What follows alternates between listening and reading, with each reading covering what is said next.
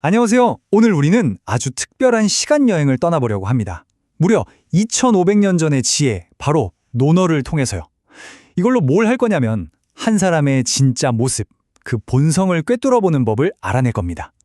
네, 아주 오래된 이야기 같지만 이게 오늘날 우리에게 놀라울 만큼 명확한 사람 보는 법을 알려주거든요. 자, 이걸로 한번 시작해보죠.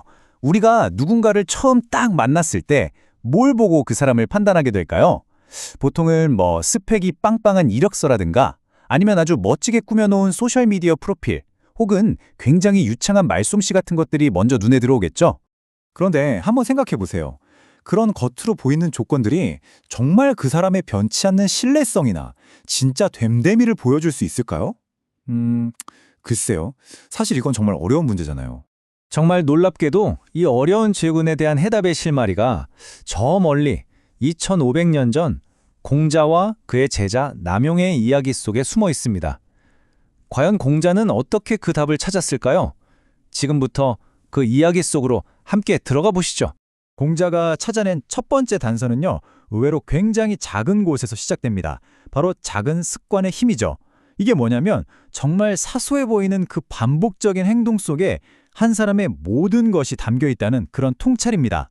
논어에 나오는 바로 이 구절이 모든 이야기의 핵심인데요. 공자의 제자였던 남용이 백규라는 시를 계속 반복해서 읊조리는 걸 본 거예요. 그런데 그걸 보고 공자가 뭘 했냐면 자신의 조카 딸을 그에게 시집 보내는 그야말로 한 사람의 인생이 걸린 엄청난 결정을 내립니다.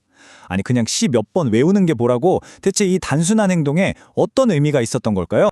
훗날 송나라의 위대한 학자 주자가 이 행동을 이렇게 해석했습니다. 남용의 행동은 그냥 시를 외우는 단순한 암기가 아니라는 거죠. 그 시에 담긴 깊은 가르침을 온전히 자기 걸로 만들려고 노력하는 바로 그 신중하고 성실한 태도의 증거로 본 겁니다. 결국 핵심은 바로 이거예요. 세상을 바꾸는 거창한 업적이 아니라 매일매일 꾸준하게 반복하는 아주 사소한 습관이야말로 그 사람의 내면을 비춰주는 가장 정직한 거울이라는 거죠. 공자는 남용의 그 작은 습관에서 그의 흔들림 없는 미래를 본 겁니다. 자, 그렇다면 남용이 그렇게나 반복해서 외웠다는 그 시, 백규에는 도대체 어떤 내용이 담겨 있었을까요?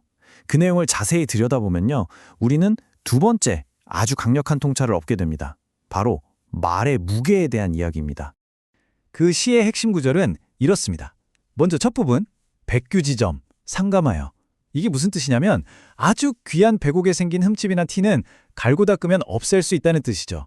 하지만 진짜 중요한 건 바로 다음에 나오는 두 번째 구절입니다. 사원지점, 불가위야. 한번 내뱉은 말에 생긴 흠집은 영원히 돌이킬 수가 없다는 정말 무섭고 엄중한 경고입니다. 이 두 구절의 차이가 정말 명확하게 보이죠? 옥에 생긴 티는 어떻게든 물리적으로 없앨 수 있지만 말실수로 생긴 흠집은 한번 생기면 영원히 지울 수가 없다는 겁니다. 남용이 바로 이 구절을 계속 반복했다는 건 그가 말과 행동의 신중함을 얼마나 중요한 가치로 생각했는지 보여주는 결정적인 증거였던 셈이죠. 자, 이렇게 남용의 이야기에서 배운 신중한 말의 중요성은요, 사실 한 사람의 인격을 평가하는 훨씬 더 큰 틀의 일부입니다. 바로 신원섭판이라는 개념인데요.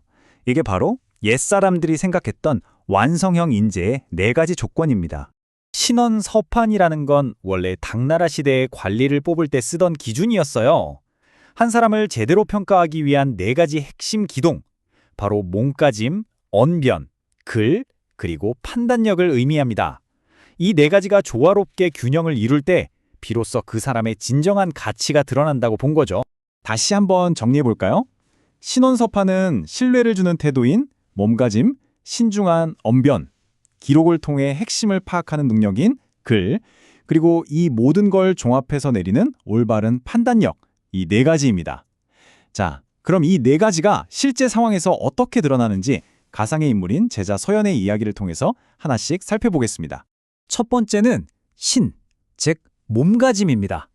동료 제자가 너처럼 소극적인 애가 뭘 하겠어 라고 비꼬았을 때도 서연은 감정적으로 흔들리지 않고 아주 차분함을 유지했습니다.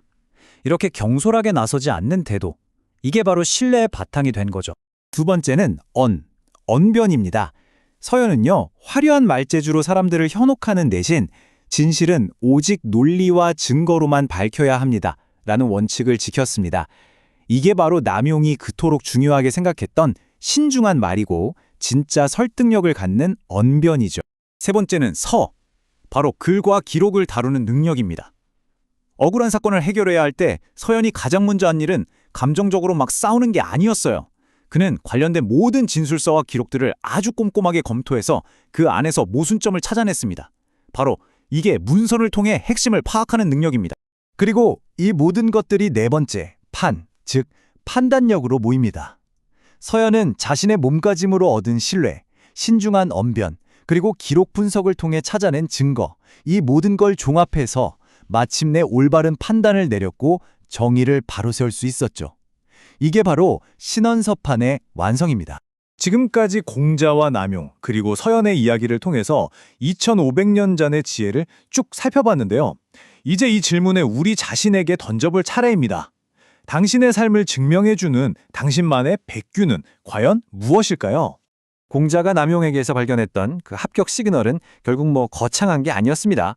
작은 습관에서 드러나는 성실함, 말의 무게를 아는 그 신중함, 그리고 이 모든 게 조화를 이룬 통합적인 인격.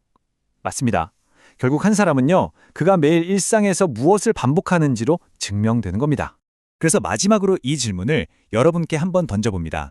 여러분의 일상 속에서 어쩌면 여러분도 모르게 반복하고 있는 배규는 무엇인가요? 여러분의 그 작은 습관들은 주변 사람들에게 과연 어떤 신뢰의 증거를 남기고 있습니까? 2500년 전의 지혜가 바로 오늘 우리 자신을 비추는 거울이 되어주고 있습니다.